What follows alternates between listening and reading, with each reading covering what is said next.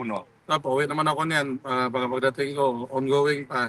Ang akin lang dito, gusto ko na lahat ng Filipino nandyan sa takbayan, ay sa ating bansa ngayon, please don't fear, please say your part, speak your truth.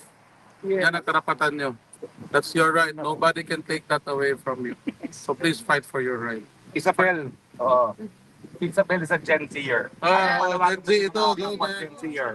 I just want to say na I humbly ask na we all pray for peace. And Mami, your panawagan po. First, thank everybody. It gives us strength to go on. Rodrigo, yan yung sinasabi ng he is so happy that you are here.